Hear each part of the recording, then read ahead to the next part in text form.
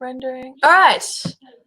Hey guys, thanks so much for tuning in to another Friday Night Live. This Friday Night Live is Dear's Girlfriends. I still haven't figured out a proper name for this, or Dear's Girlfriends or Girlfriends Discuss. I had a different guest organized, but I think she's postponed to next week. So I have someone heaps amazing and someone who I've known for, how long have we known each other, Kelly? 6 years? Just under 4 years. 4 years. Oops. Okay. That's all right. Yeah, I think so. Yeah, maybe a bit more. I'm not sure. Yeah. Well, everyone, this is Kelly. She is ever changing her look. The first time I met Kelly, she was blonde. A couple years later, she was brunette, and now you're rocking the red. Yeah. Love it. Do you feel like Jessica Rabbit? Oh, thank you. I'm just going to get rid of the orange tinge to it because of that floral look at the front. So I need to make it more blend in nicely, and then I'll probably be happy with it. But you can get toner. Yeah. Well, you look really pretty. I love your top. You're still very much into that burlesque. I don't know if the burlesque is the right word, but you're still very much into that flowery, girly look. I love it. Oh, thank you, baby girl. Aww. So are you still living in Melbourne? How's life? Yeah, I love Melbourne. I think it's one of the beautiful cities in Australia. I think it has its positive and negatives like all other cities in the world, and especially Australia. But I think it really depends on the individual, what they're into. Like, I was very privileged as a child to live in the country, lived in suburbia, and had a chance to live in the city. So I had all kind of takes of positive and negative, and I found my personality and what my lifestyles are currently. I love the city. What about yourself, baby girl? Well, I'm living in the country right now in New South Wales. I know, how weird is that for me? So I hope I'm enjoying the whole aspect of being out of home and not, being a burden on anyone. So that's really, really good. I mean, I don't think you would be a burden. Sorry to rudely interrupt. No, I love that you say that. Well, you know me relatively well. Actually, you were one of the people I was considering moving in with ages ago, because I know that you and your partner, and I was like, I'm an easy person to live with, because literally all I do, I would just stay in my room. I wouldn't bother anyone. I would only come out to eat and maybe go for a walk. So, you're an introvert like myself. I'm an introvert. I love to dress up, look pretty, and go out. And we've gone out a couple of nights around where was it? I forgot the name of the place that we went to that time together. But anyway, probably best not to say it on camera, to be honest. I know. Yeah, but it was the vicinity of Paran. So if anyone wants to know that, where sometimes we hang. But so life is all right. I'm doing a lot of extra work on my YouTube channel. This is a new segment because I have the time and I can. I'm working a fair bit too, up and down. Like sometimes I'm not working, and sometimes I'm only working. So that's kind of cool too. Is that because of you choose to, or is it just because of the season of work? It's as often as I get the work, I will work. Does that make sense? Okay. Yep. It's not like secure full-time type of work. But when I get the work, I work, and then that's all good, and I don't mind. Oh, that's awesome. Yeah. Are you married yet? Were you supposed to marry this year? Oh, we've been together for almost 7 years in August. No, we're still like partners, like boyfriend and girlfriend. Like, we've discussed marriage and stuff, but honestly, it's so expensive. I looked into it, and it's like the average wedding in Australia is $30,000, and that's like same in the US and England. Like, I would love the chance to just go to Vegas and just get married by like a chapel with a priest. And my partner's like, no, because I'm like, I like the idea of like just doing a drive-by wedding and then get really drunk afterwards. But no, he wants more of a traditional, like he wants to get married first and then have children. Me, I don't really care about marriage. I prefer to spend that $30,000 on a holiday or a house or a car, something more financial beneficial for us, and just, and I don't like the government get into marriage as well. Like, it has really good aspects to it, but also it can be a de facto and have the same rights, almost the same rights. Yeah. I think this is true. I I believe in marriage. You probably know that I know that. You probably know that about me. I definitely believe in marriage. But what I agree with you on is, one, the finance makes sense. What you're saying, that's a valid argument. The second argument that I think also makes sense is that government has no place in marriage. I think if you want to get married, so if you're a Christian and you want to get married, then you register with a church. If you are a Jew and you want to get married, you register with your temple. If you're a Hindu, your temple, all of that.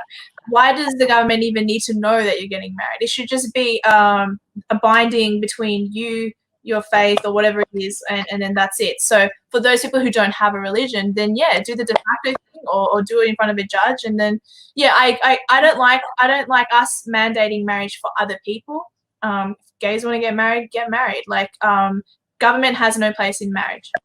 I agree. But I agree with you, but I disagree, because our changing climates in the world and stuff, we kind of need to have government in place, because like back years ago, if you're a religious person, you go to your institution to get married, and it's between you, because those kind of religious kind of expectations, blah blah blah, they hold the right, that community, everyone is held accountable to. But now we live in such a diverse global kind of thing, and then now we have heaps more properties. Now women do have a chance to have like rights and this and this. I think it's more of a I don't know, I think it's more of a financial thing for the government, obviously, to have that on track as well, so you can get tax benefits of it. But also I think it does protect people with children, but sometimes it goes the other way and the other way. But I think it's trying to find that middle ground, but you can't always have one rule to suit 50 plus, like levels. I don't know. I find that because the world's changing, you kind of need to have the government kind of thing too. I don't know. I've known too many people that been together for like almost 7-10 years, finally get married, and they said the stress of getting married almost broke them, because they're just getting pressure from the family, the money, and they just said they're happier not getting married. That doesn't as well. I've heard that too. With me, because I mean that's obviously anecdotal for that particular situation, but I don't get how marriage, there's a reason for marriage. Like the purpose of marriage is the unity between two people, and in the future it might be 4 people. Who freaking hell knows? But like, do you know what I mean? There's a reason for marriage. I suppose the pressure of marriage.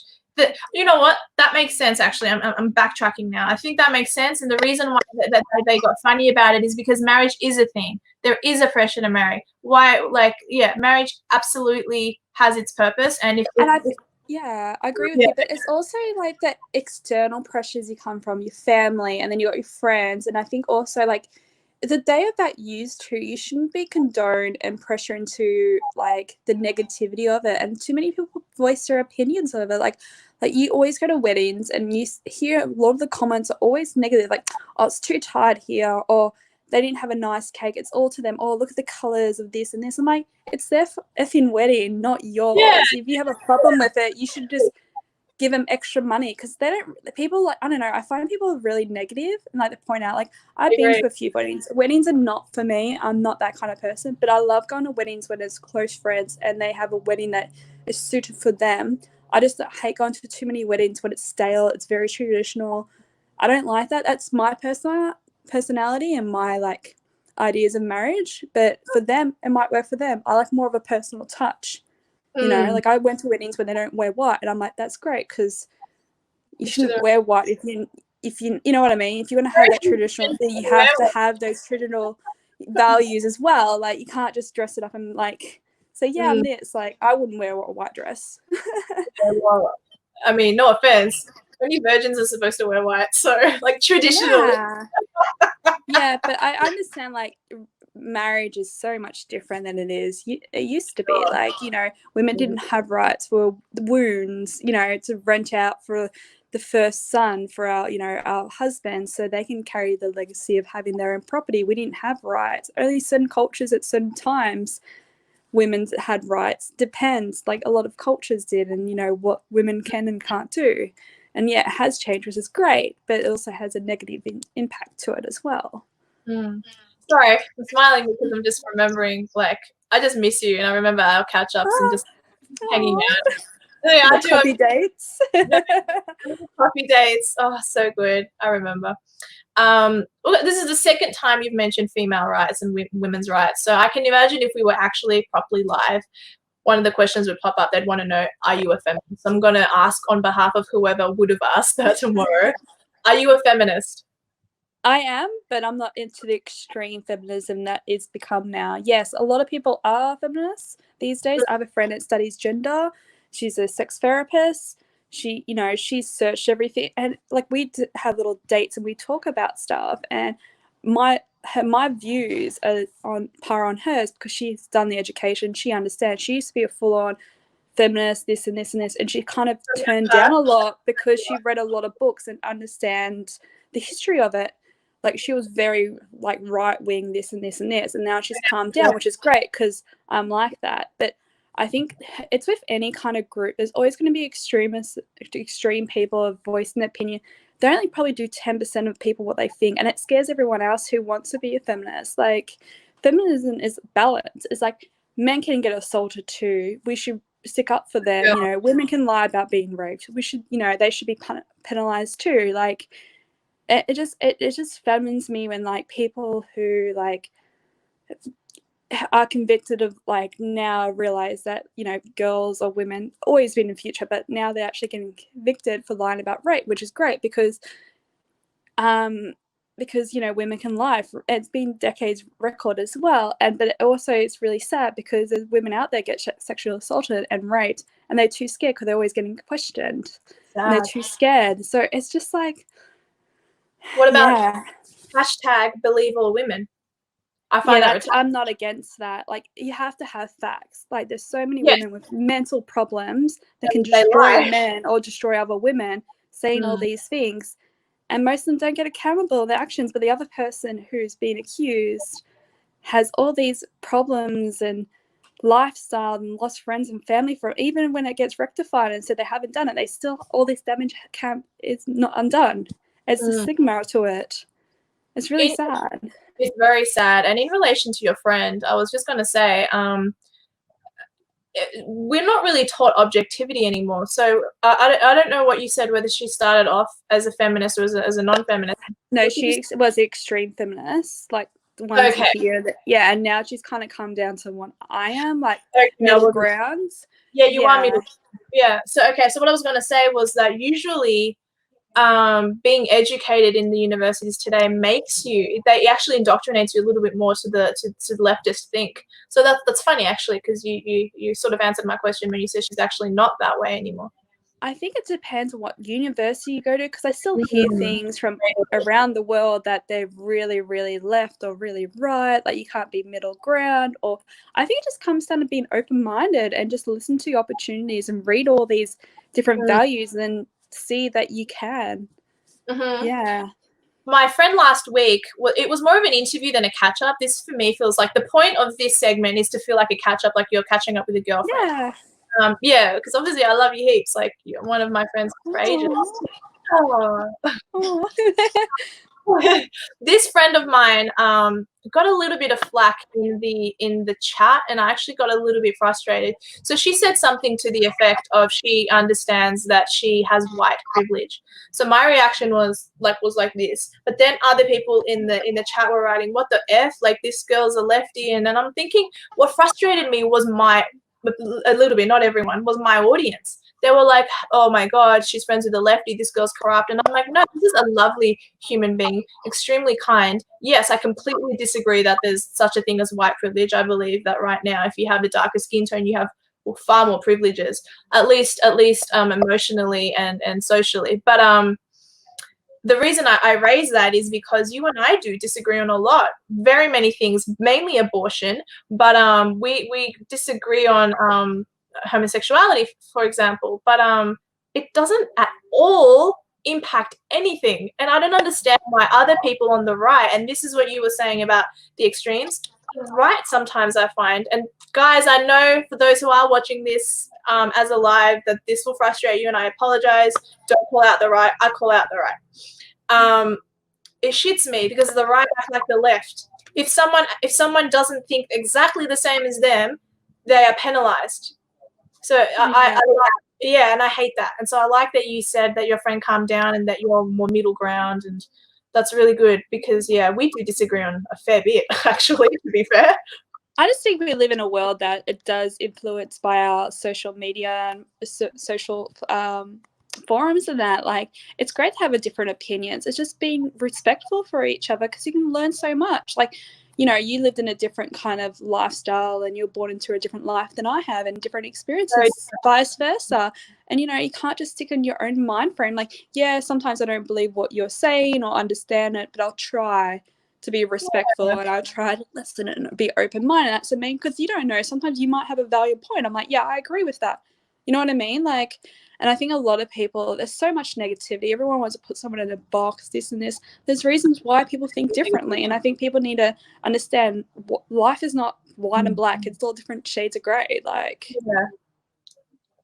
I agree. And what I like about you and what I, even though I'm not a feminist and you are a feminist, I am pro-woman. I'm still very much pro-women, and I'm not. I don't default automatically. Oh, women have to lift up women. No, if a woman is behaving like a dickhead, then yeah, call her out. If a guy is behaving like a dickhead, call him out. But at the same time, I don't believe in unnecessarily attacking someone for no reason at all. That does frustrate me too. I'm totally pro-woman, and I'm working on lots of projects, and one of them is child sex abuse, and that happens to boys and that happens to girls. Oh, and yeah, definitely. And you don't know the statistics of it because, you know, they say 1 out of 3 people, women, get sexually abused. I believe it's pretty much every woman, different levels. It could be catcalling or it could be something to the physical of being raped. I think that's again where we disagree. But that's the thing, like sexual assault, like assault, like there's different it's levels of it. Yeah, it's just not one black and white. There's different levels, and I believe that even men get it a lot, like, and they don't report it. And you know, their statistics are a lot lower, but they don't talk about it because they're too ashamed as well. Like, no, I agree with that. So are you working all the time? Due to what's happened, I can't, but I've been trying to like improve myself. Like, yeah, unfortunately I did put a little bit of weight on because I have been eating a lot of really naughty food, really good foods. No, but I just find, like, I think it's the time, like, my favorite saying now, my favorite phrase is crisis equals opportunity. So what you do with your time, like, people value money, they value this and this, but I value time because time you can't get back. And I feel like that's our currency. That's why you work a job. It's per an hour or per a day you get paid. Like, all these things add up. And I think people need to value their time. Like, so I've been doing a lot of things around the house. I need to do this and this. And then sometimes I do half a day of nothing, just watching shit on TV because I need that mentally, you know. But I feel like some days I need more hours in a day just to complete some of my stuff, even though I had, you know, 2 months off from not working, but I'm still doing a lot of things. Okay, so the industry that you're in, I won't tell anyone on camera what you do and how we met in terms of the specifics, but we were educated together. Why is that particular field? Why is that particular industry in? Why aren't you there? I would feel that that's an industry where one would require assistance. I gave it the flick recently. Oh, okay, okay, no worries. Okay, so yeah. Cool. I wasn't aware. No worries, we'll keep it there. I don't want to delve in any further. Yeah. That's funny. What about like all your own projects? When we used to chat, you used to talk about wanting to do something with clothing. Oh, I mean, obviously I have that. I have it on Etsy and stuff. It's just fashion's one of the hardest industries to get into. It's just dealing with so much stuff. So I got a lot of stock. I have an Etsy store. It's not selling like I wanted to, but I got it in the wrong time, especially with what's happened in the world. It's kind of slowed down a bit. But it'll come back. Yeah, it'll take time, but I just want to get rid of the stock I have and see how I go. It's just a lot of money to put up front. And there's so many different, like, and I really want to do more environmental stuff, but it involves me, like, spending a fortune and then spending a fortune to get through customs to come here and shipping. That the price of the goods are, you're supposed to, like, mark up your prices to 4 times the amount minimum. Oh, but people can't afford that. And you can't afford something that's handmade, ethical made, you know, like, the material's organic, it's hemp or this and this, and the manufacturing's like up to the standards when it comes down to environmental sustainability, it's really expensive. I would have to sell skirts for $300+. Oh wow. Yeah, and that's if I do half price, like not 4 times the amount, do like 1/3 or 1/2. It wouldn't be sustainable, and no one's going to spend that much on unless they handmade it. And even then, handmade, you probably charge $100, $150.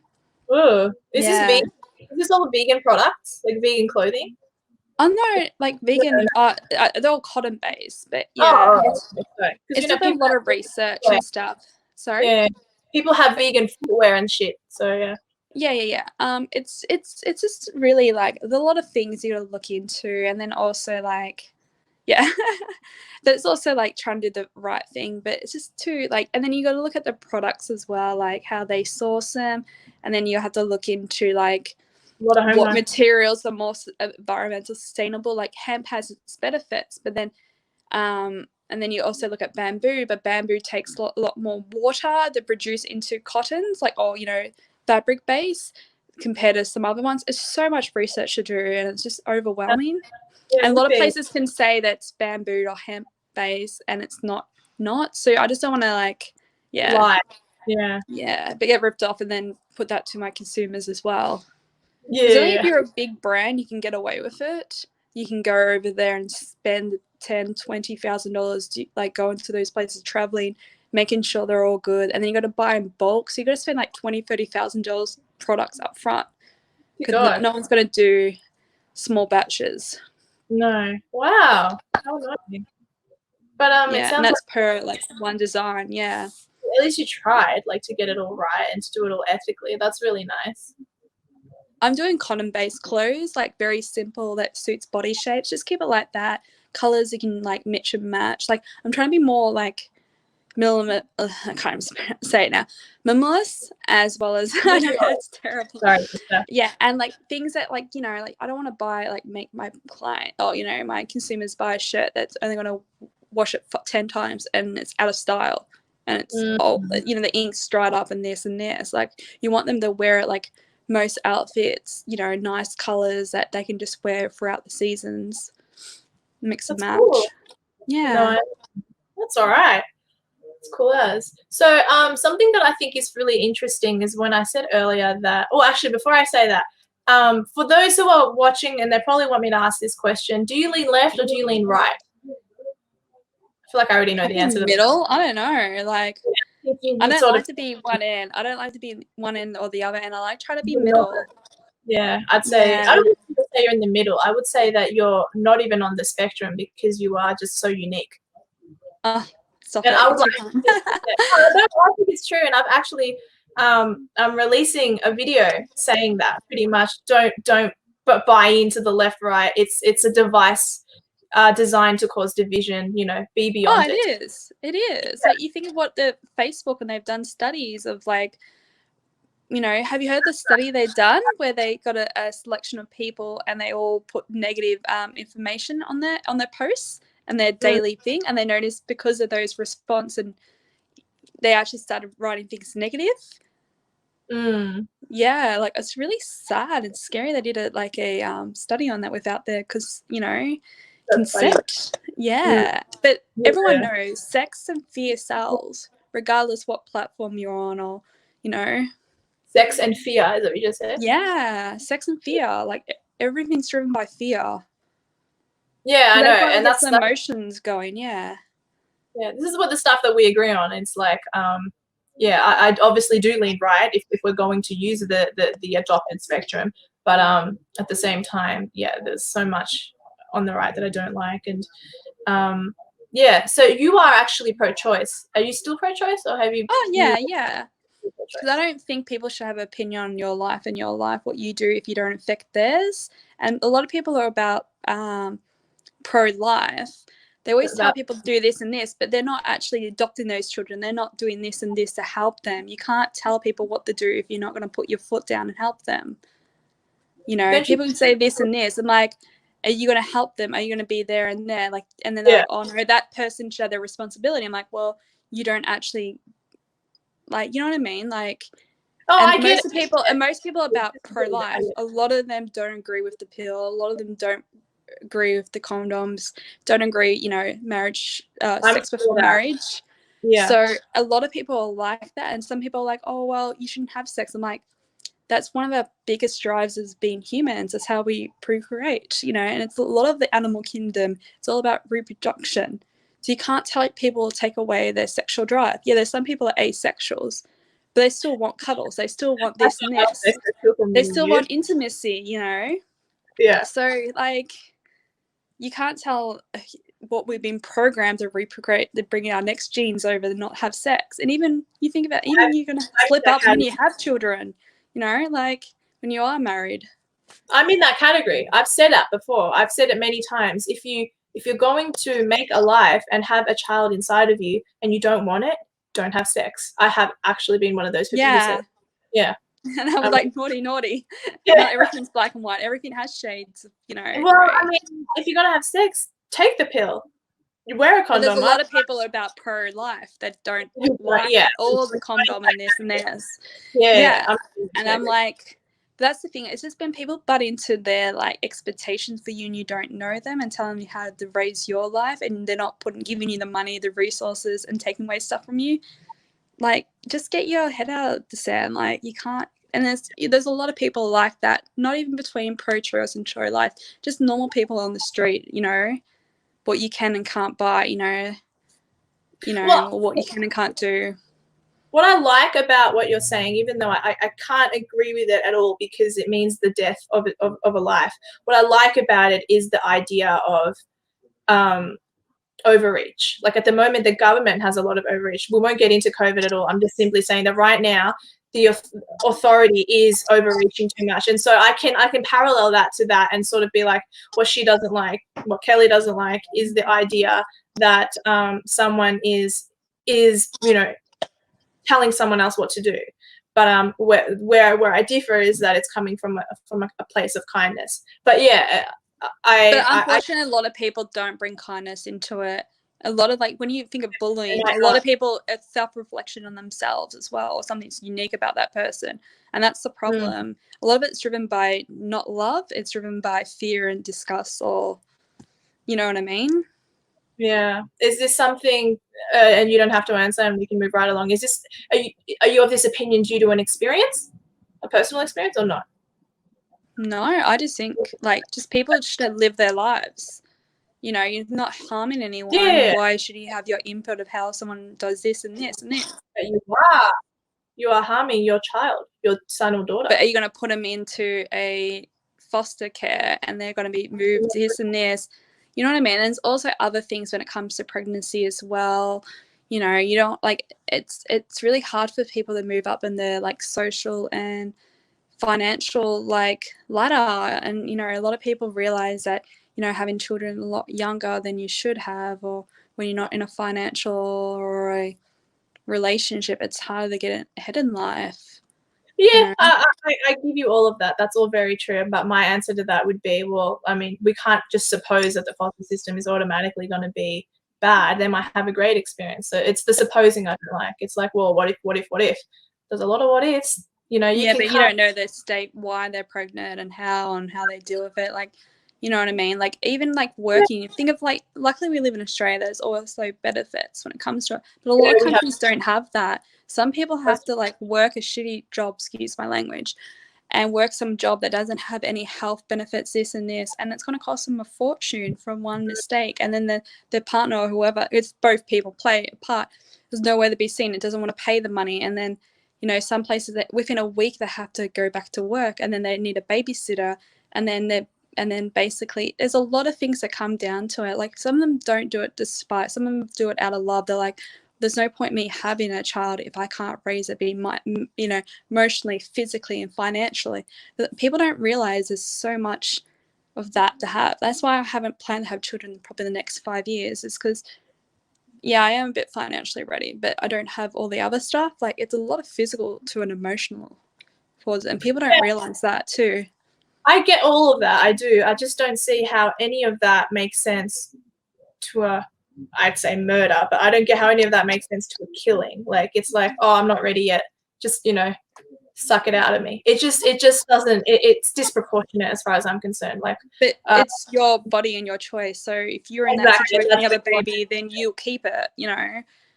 That's what you, yeah, no, all good. Like, I mean, I like the concept of my body, my choice, but it's not your body. It's someone else's body, because that baby's not your DNA. You know, a woman doesn't have to. It's part of your DNA, 50% of your DNA. Exactly. That baby has its own little imprint, its own little fingerprints. But anyway, that's okay. We'll move on from this, because you and I will never agree on this. But I like the way that we talk about it, and yeah, I think it's good. Something that I'm trying to maybe push more for is being able to disagree respectfully, and you know, not have the left and not have the right being so, oh my god, they're thinking, how dare they, like, there's less and less of that happening. I think it's the aggression. I think a lot of people are fine with that stuff, but I think it's just the medias. I always find they're always trying to push it and trying to push people one side or the other instead of being like, hey, a middle ground, because that doesn't sell magazines, that doesn't sell newspapers, you know. It's like, oh, Trump people, or this person's evil, or whatever it is, and I'm like, nah. Yeah, it is what it is. But yeah, your hair looks like Trump. Just kidding. I don't have that. No, he's blonde, but he has the orange skin though. So I got the orange going down.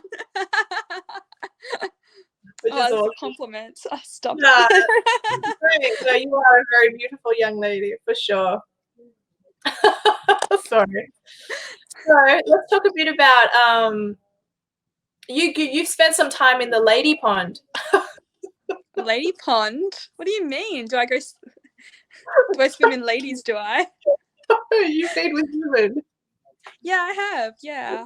Yeah. But so, have you ever had a relationship with a woman, or because obviously you've been with your partner for 7 years, and you and him are a cute couple. I've met him a couple of times, and he's lovely, very opinionated too, but very lovely. Oh, he's calmed down a bit. Fair enough. So have you had a relationship with a girl, or is it just fun? It's more dating, never in a relationship. Oh, okay. What can I say? The lesbian or bisexual kind of gay kind of scene. It's very fucking bitchy. Excuse my language. It's you have to be a stereotype, which is really sad, because you think about joining a group. You should be accepted of who you are, but you still put into a category and a label. So a lot of lesbians are butch lesbians, or kind of butch, or like sort of man them kind of thing, short hair and stuff. That's hot, you know. Everyone has a standard, but I like lipstick lesbians, and the ones I attract, unfortunately, are bi-curious. So a lot of them, like, you go on a few dates and like doesn't go anywhere. They prefer men. It's just they're putting their little like toes in the water, which is fine. Like, everyone wants it, but that's very common for the lesbian scene. A lot of lesbians get pissed off with bisexuals or like lesbians, because they think that they're just gonna get what they take and then go, which is somewhat true. But there's some amazing bisexual people that embrace who they are, especially men. Some bisexual men are like, yeah, I love women, I love men, I like masculine men, I like feminine women. Same with me, I like that. That's what I like, you know. And I have been with butch lesbians, and they've been amazing. Like, but it's not like I don't find I'm very sexually attracted to them. But that's what I'm attracted to. Yeah. I like women very curvaceous. Sorry? It's very dark where you are. Do you want to turn the light on? Yeah, sorry. Yeah, sorry, no, I just want us to be able to see your hotness. Oh, stop it. There we go. That's better. That's heaps better. You look a tiniest bit, and this, I don't mean this as an insult, if you don't like this person, but you have slightly Lady Gaga vibes. Oh, I love her. She's a legend in her own right. Legend in her own right. I've found out some disturbing things about her, but in terms of music and in terms of look, yeah, she's fantastic. You can't go past her talent. She's incredible. Yeah, that's way better. I can really see you now. Yeah, so I don't want to come across like I'm advocating, and this is another, advocating homosexuality or anything like that, but I'm happy to talk to my friends about that kind of stuff. So were you always that way? Or did it develop later on? I don't know, when I this is like a little short story of my sexuality. Okay, I've always been curious when it comes to women. okay. I didn't really understand it. I used to get like heaps of Barbie dolls and a Ken or two, and I always trade my Ken for another Barbie doll. And I used to make them scissor each other. And if I did have a Ken, he's watching in the corner. Like, I don't know. Like, I don't know. Look at your face. I didn't know. Like, I didn't know because I'm like, you know, I was a weird kid. This is when I was like under 7. Like, I don't know. I always had them naked. Like, always been attracted to women. Like in the, like, you know how like girls are like, you know, Disney characters. I never really liked the princes at all. Like, I didn't find them attractive. You know, everyone's like, oh, I want him to save me. I'm like, damn, she's hot. But then I got a bit older. Had some crushes on women, you know, girls, and same with some boys. I'm like, what? Why am I having crushes on, you know, boys as well, or girls? Is this normal? Like, and I was getting older and older and trying to understand stuff. And, you know, I've been with a few girls when I was in high school. They just drive my head insane because they're just crazy. So I kind of dropped them. And I was like, and then I went with men because I find them very easier. Yeah. And then, you know, I got a bit older and I started, you know, exploring my sexuality. I'm like, am I bi? Because everyone has the presumption, even gay people think, and even straight people think, if you're bi, you're pretty much gay. You're just in that transition. And then I was like, am I really gay? And I'm like thinking about it, I'm like, but I'm attracted to boys as well, or men. And then I was just like, and then I just started like, why should I put a label on it? It's really the person themselves. If I'm sexually attracted to that, I'm attracted to that. Like, you know.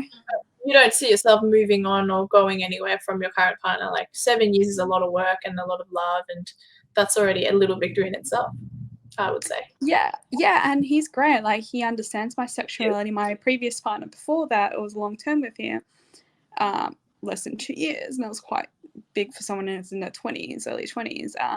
He didn't really understand it. Like, this one does, and he accepts it, and he knows it, and we have threesomes, which I get the enjoyment. He does too, which is great. Like, oh, you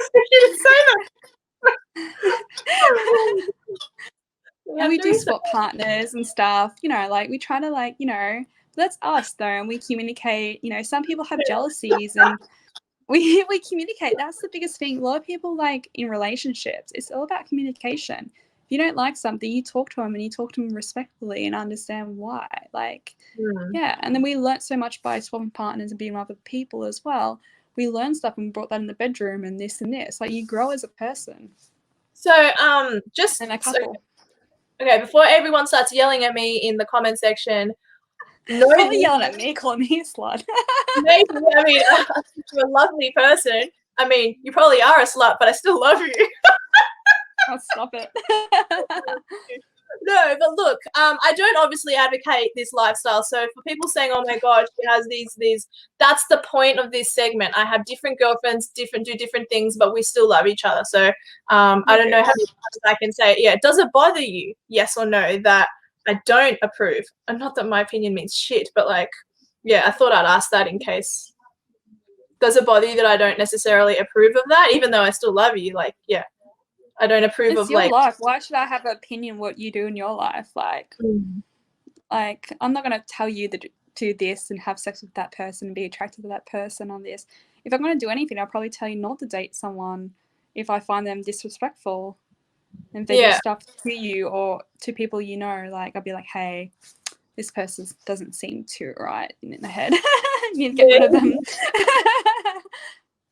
Yeah, this is very true. Oh, that's good. I'm glad that you're of that opinion. So what about just generally speaking, being associated with someone like me? Does that bother you? Why should it sorry, I couldn't speak. Bother me. I don't know, because I'm tarnished with this toxic brush now, even though, but the thing is, you know me. I think that's the difference. And I think that's why a lot of friends have different opinions, and their opinions change, come and go because of life experiences. I'm not going to judge them.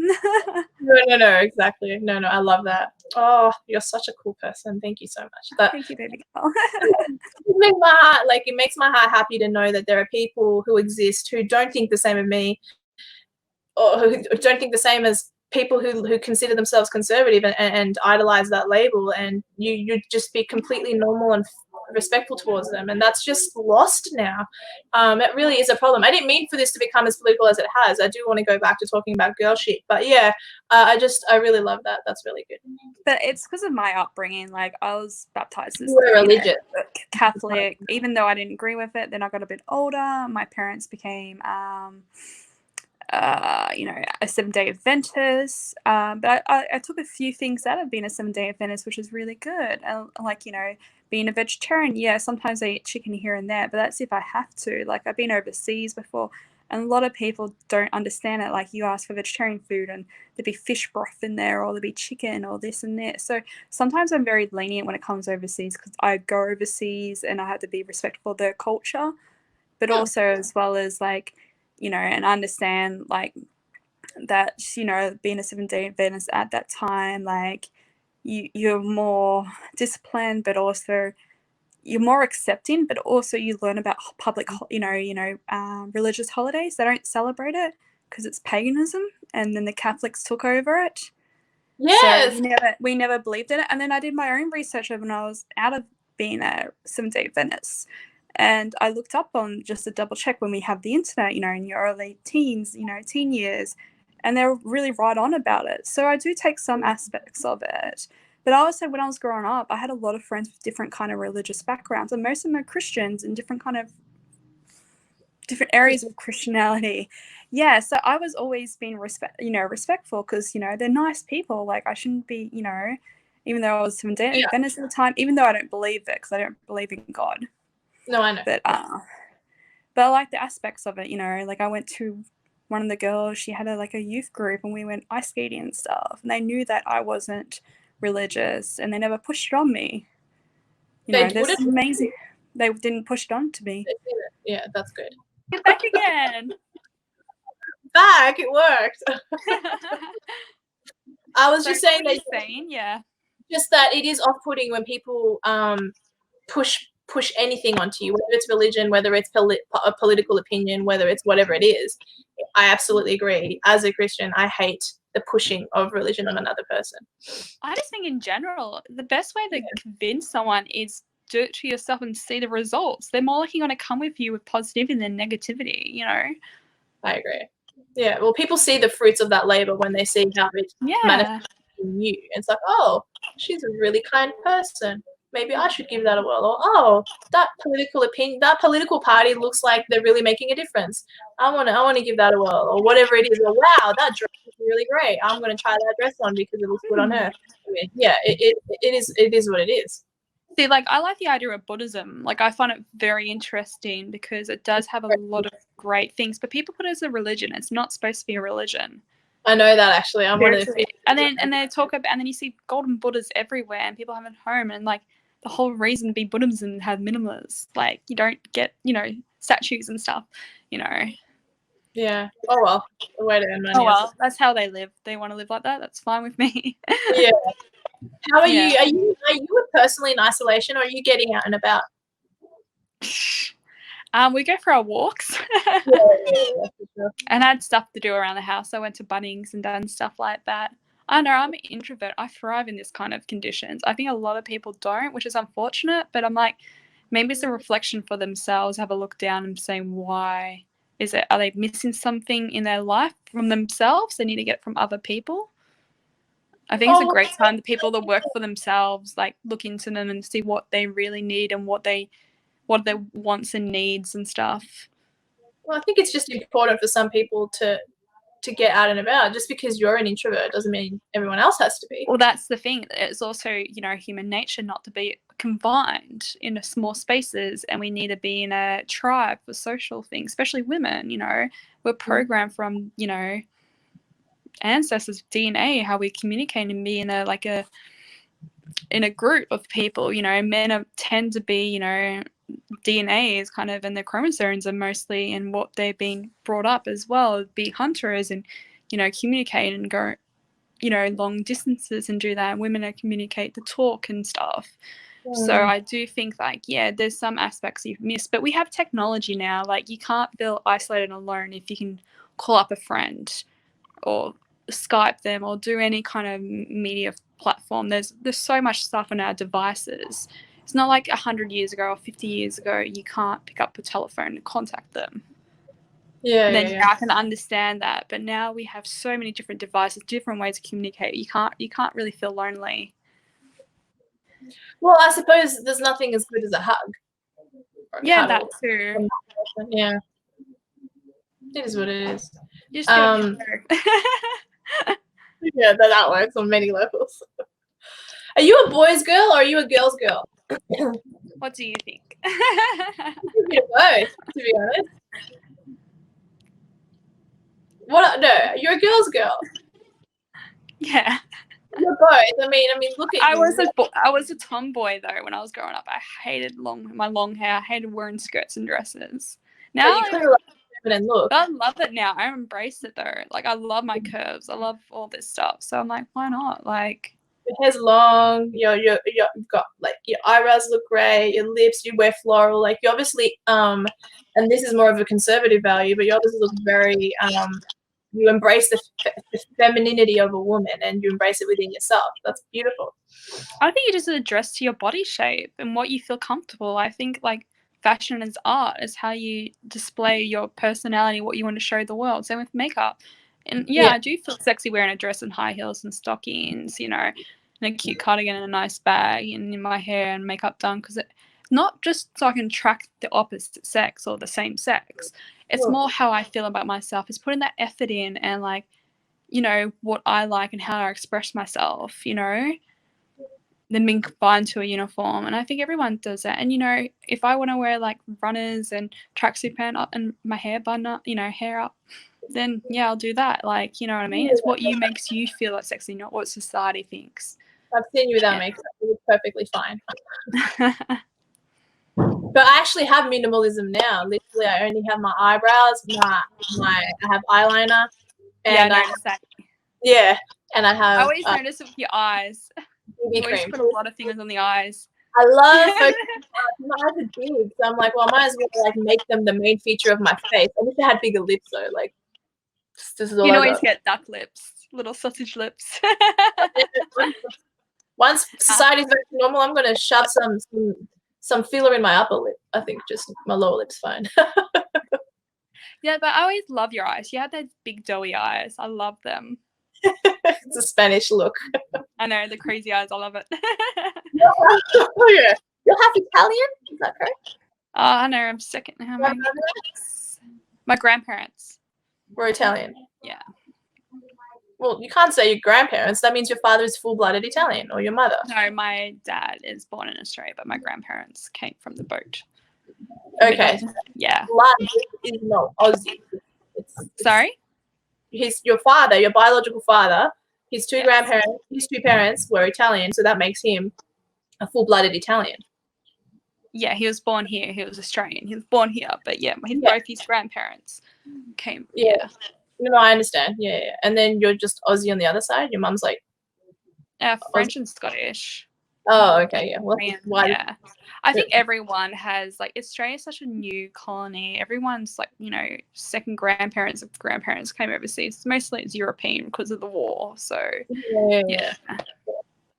The same with my partner. His mum's side is Dutch, and their grandparents came over. And I found it so fascinating because, you know, you save up so much of your life money, which is not that much for a working class back then, to travel the other side of the world that you don't really know of, just set up a life for yourself. Like, it's crazy. Like, you don't think anyone does that now. You do so much research. You have your house. Now they just come off straight from a boat or plane. Most of the time it was a boat, but yeah. And they just, if it didn't work out, they have to save again or go there, or they have to just make be. Like, you just have to think about, what drive them? Like, they came from the Netherlands, which is pretty high up there. Like, I love the idea of living in the Netherlands. But, you know, back then, like, Australia was one of the best places to live, you know, South Africa, and there's a few other countries. And I think I'm so glad my grandparents, it's my great-grandparents, my mum's side, decided to move to Australia, because I don't know what I would do if I lived in South Africa. Well, you'd be dead. I don't mean that as a joke. You'd literally be dead. You'd be killed.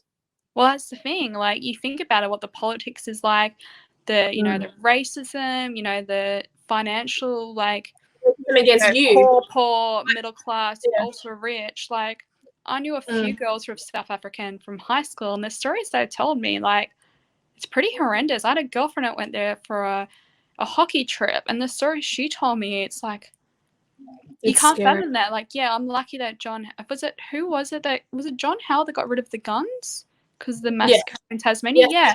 Like, us Australians were like, yeah, get rid of the guns. We don't want it. And they did that in New Zealand. Like, we don't want to risk it. You know, the worst thing that happens with a shooting here is, like, if you know someone, it's gang related. It's very rare that it would be a random attack, which I'm really grateful than going to the States where it happens almost every day or every day. Well, massive scales, yeah. Actually, in the list of countries that have the most shootings, America is, believe it or not, like number 47. It's actually South Africa. That's number one. South Africa and South America. Like, it's just maybe scary. Yeah.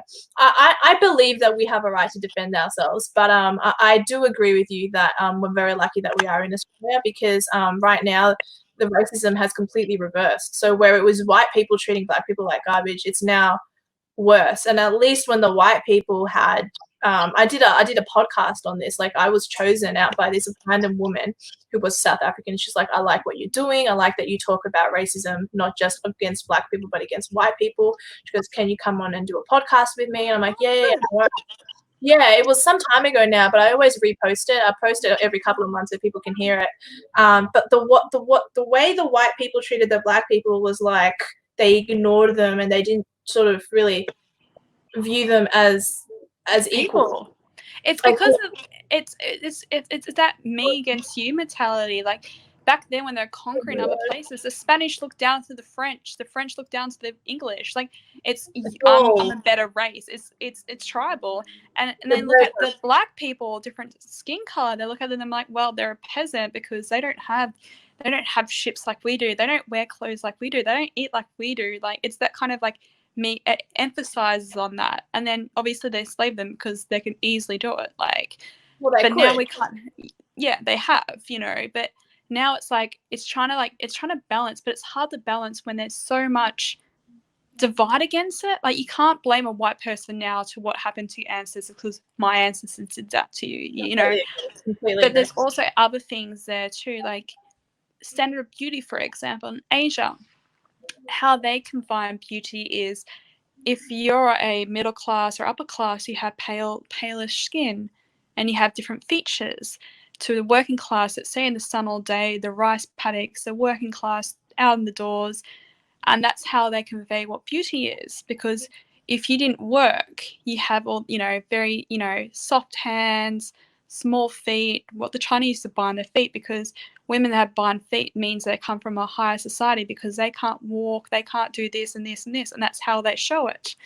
And, you know, and then they still convey that, which is really sad. When you go to Asia places, there's so many places for skincare, bleaching, and you get that in like places like Africa and South Africa, and it's quite sad. And then you got America still has it, and you know, and then I think you look at like the communities like ghettos, there's heaps of bottle shops around there, you know, bottle shops like alcohol stores for other people, and the heaps in that area, they got heaps of gun, this and this. It's what their community and area is, what they're exposed to too. So if they really want to get rid of the divide between the blacks and the whites, or the poor and the rich, don't allow liquor licensing open up in small communities that have heaps of crime rates, or, you know, poverty rates. Like, that's the way you need to do it, because that keeps them on the bottle, that keeps them in that position. There's heaps of alcohol is accessible, they keep them drunk, you know what I mean? And then they have to steal or do stuff because they're not in, they got to feed their addiction. And same with guns, you know what I mean?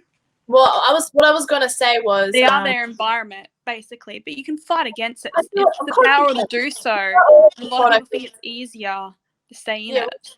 What I was gonna say was before that, even though white people have exercised horrible types of racism to black people, what I was actually going to say was that what the black people are doing currently in South Africa right now, and I'll probably cop controversy for saying this, is it's worse racism than what the black people were receiving. I can't say that from experience because I'm not black, but I do think that boiling a 4-year-old alive, boiling people alive, cutting out their intestines because they're white and then taking their farms is worse than not allowing someone to sit on a bus.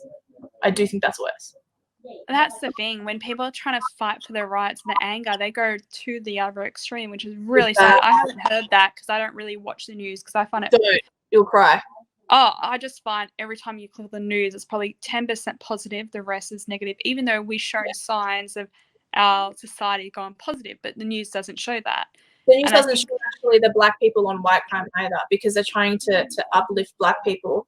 And of course, black people should be uplifted. They're great people, but the ones who are committing crime shouldn't be. Yeah. And that's the problem, because they're the ones that show and everyone's scared of them because they're their skin color, which is not right. I think it's hard to show that though in Africa and places like that, because there's so much hatred. It's generations and generations of hatred, and then you got the black and poor, then you got the black and rich, and you got the white and poor. You know what I mean? The white and rich. It's such a divide. Like there is. You know, even if you're black and poor, you can't be friends with black and rich. You know. Yeah, it's retarded. That's like you stick to your whoever you are. Like you can't talk to anyone, which is really sad, because you can learn so much from different people from different lifestyles and different society. I agree with that. Yeah. Have you ever been with a black guy? No, I would love to actually. I've been with a Brazilian. Brazilian, yeah. Well, one of the girls I do a show with sometimes, she's totally Brazilian and she's hot and she's in her 40s. Oh, they're crazy hot and they're crazy. I love it. Well, it's good that you're not racist. But I think it's okay to have a preference. If you're not into Asians, then you're not into Asians. Like, that's also fine. I don't think it's racist. I wasn't really into Asian men because I find a lot of their facial structure. I thought you were about to say. They're very babyish. Like, I don't know enough. But I've noticed now a lot of them have very chiseled jaws. I'm like, oh damn. But that's because of what I was exposed to. And like, you know, like being Australian, we only got 24 or 25 million people. And we got a lot of people from Asia countries coming here, a lot of Indians, a lot of Chinese, a few Koreans. We also got a lot of other people from Europe countries. So we're multicultural. But a lot of where we live in Melbourne, even Sydney and places like that, a lot of Asians stick to the city. And you see they're really cute. They're adorable, like the women and men, but I don't find them attractive, the men. Yeah, that's because they're all like, because of their culture and what their beauty standards are, they have to have that certain look. Oh, I got you. They kind of come off boyish. And then you see some of them are very rugged with the jawline. You're like, damn, you know. But that's what I find our sexual attraction. It's not the cutesiness; it's the rugged, you know. You like you're meant to be alpha males, masculine. Yeah, I like that. I find it very attractive. But they can have like a lot of the guys I've dated with. There's like two main ones. My current partner, my partner before. They've both been very masculine men. My ex was in the army, was deployed and stuff like that. And then my current partner is in IT, and like both of them are very, very fit. Like my current partner now is a powerlifter, very smart, very handsome. But both of them had broken homes. Both of them, their dads have cheated on their moms. Both of them had sisters. So they have very feminine traits. Like they're very caring, they're very this and this, and that's what I'm attracted to. Like I've tried dating guys in the past. I don't realize this until like recently when it kind of switched on. Most of the guys I have dated, they had maybe one sister, mostly boys. I've dated them, but I like masculine men, and they didn't have those traits, those personal traits. I had some, but they're not like that.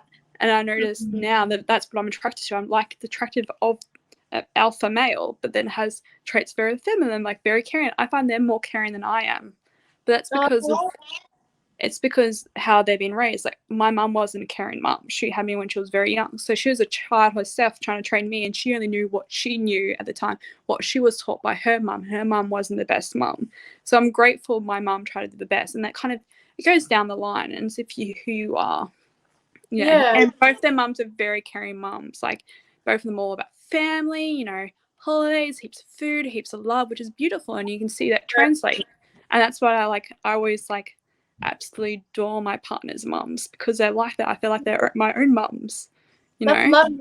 I gotta say though, you just said that you feel like sometimes your partner is caring. The few times I've met your partner, I think you are far more caring. He's very, and you said he's calmed down now off camera, but he's relatively aggressive with his opinions.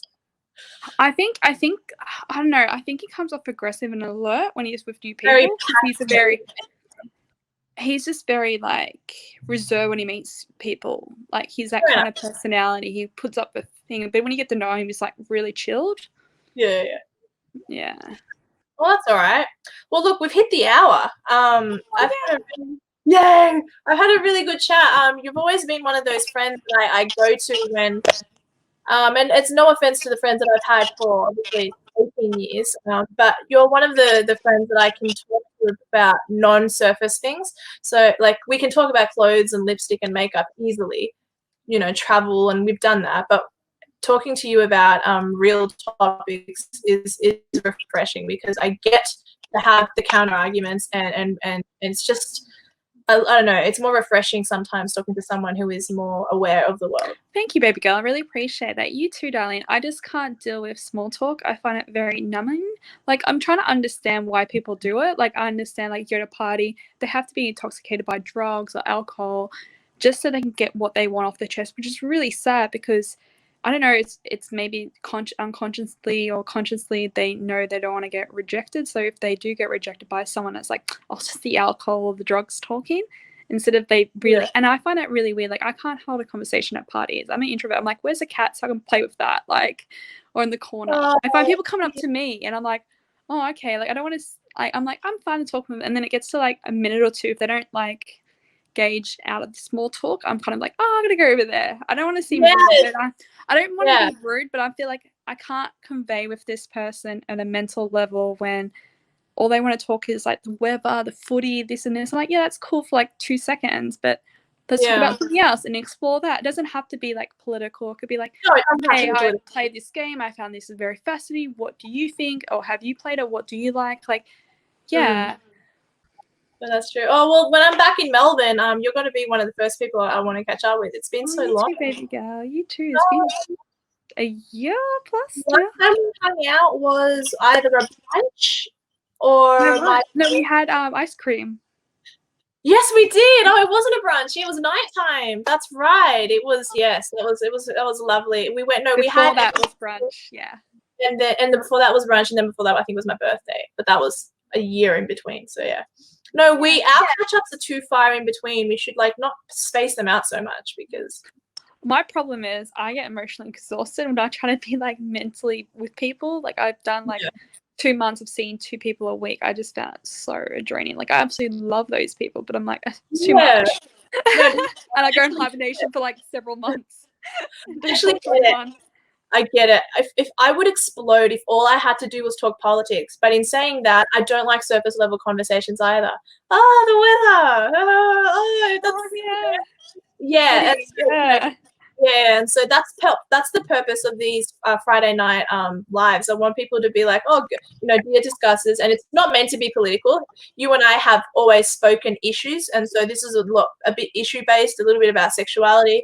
So this segment is just meant to be what it is. It's not meant to be focused on politics. It's meant to be how you and I communicate as girlfriends. And so yeah, I think it's been a really lovely show. I know you can't watch it while it's premiering tomorrow, can you? No, sorry. No, that's okay. You can watch it after and add to the viewership there, and maybe share it around to some of your friends if they're interested in watching. Yep. Yeah. Well, anyway, it's been great talking to you, and I'm gonna when I'm back in Melbourne, we're gonna catch up. I've decided. Decided to move back down here again? Yes. No, I don't plan on staying in New South Wales. I never did, but I'm happy to be here right now. I don't want to be in Melbourne, but I will be soon, like probably by the end of the year. Do whatever you feel comfortable. Will do.